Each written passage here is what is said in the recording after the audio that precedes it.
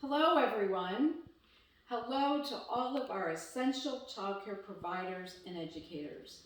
I am Cindy Lehnhoff with the National Child Care Association, coming to you again with a very important message for those of you working to keep our nation's children safe in their child care and early care education environments. If it weren't for you, we would have parents that couldn't go to work. If it weren't for you, many young children would not be able to attend their early education programs.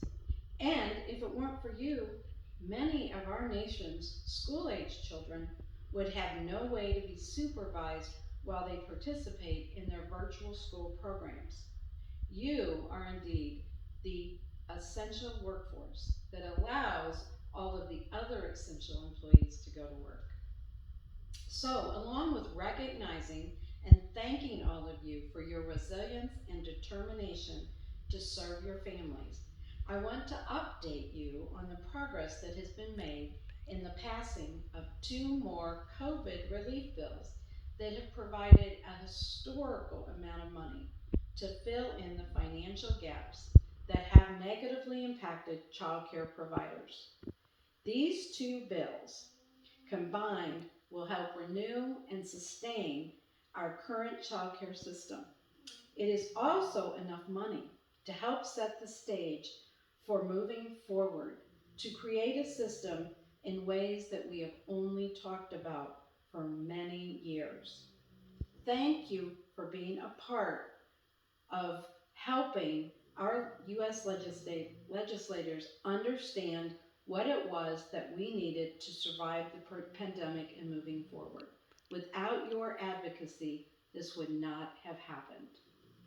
As most of you know, a bill was passed in late December and signed by then President Trump called the Coronavirus Response and Relief Supplemental Appropriations Act. This bill provided an additional $10 billion, yes, I said $10 billion, to the Child Care Development Block Grant. Keep in mind that this is nearly double the amount that we get in a normal year for the CCDBG.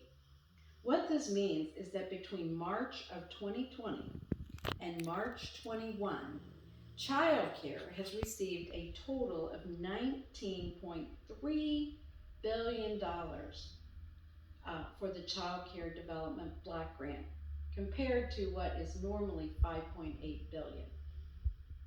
This is almost 4 times what is funded in a normal year. The states have until September 2022 to spend the most recent addition of $10 billion to the Child Care Development Block Grant. Each state was required to submit their plans to the Federal Office of Child Care, explaining how they plan to use this additional money to sustain child care through the pandemic by the end of February.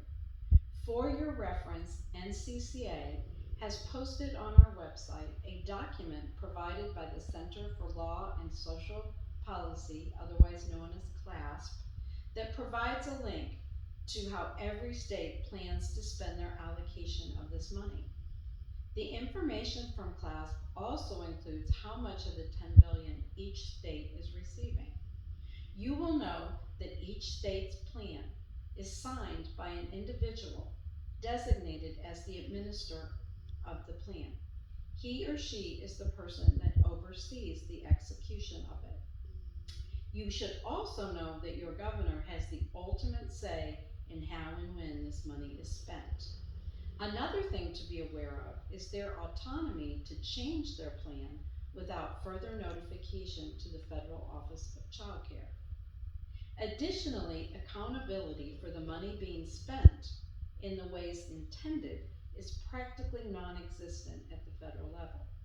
This is where you, as a provider and or educator, may need to get involved. This is a huge amount of money that the federal government has provided childcare, and it must be spent as intended and with urgency. Just so you know how much money we're talking about, the state receiving the smallest amount is Vermont, and they're getting $12.2 million. And the state receiving the largest amount is Texas. They're getting $1.1 billion. And all of the other states are getting somewhere in between these $2 amounts. So you can see it's very significant. While many states have written great plans to get this money out to help providers, not all states have. I encourage you to take the time to ensure that your state is one that is going to act with integrity and urgency in the use of these additional dollars. And if they are, thank your administrator and governor for doing so. They really need to hear from you. If they are not, please work urgently to organize with other providers in your area to establish what it is you need for them to do to help your families and centers stay open and operate in a safe way for children. If this is a route you have to take to ensure things are moving in the right direction, I highly recommend that you look at other state plans on our website provided by CLASP and how they are supporting their child care community with this huge influx of money meant for this purpose. Doing so will help you and other providers establish an agenda for the discussion you are going to have with your administrator, governor, and perhaps your state legislators. Whatever you do, please do not remain silent if you are not receiving the support that was intended by the passing of this relief bill. This is all for now, but stay tuned for the next update, which will include more information and guidance on how the child care community can get involved with reimagining the system of child care.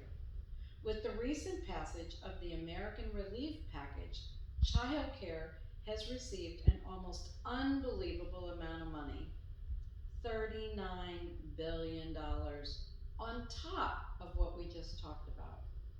We have lots of work to do to ensure that we create a high quality and sustainable childcare system once and for all.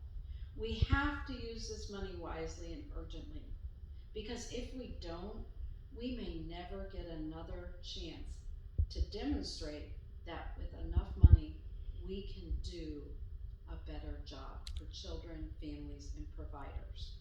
So for now, take care and take action if needed to get the support our federal legislators want you to receive from your state government with all of these additional dollars.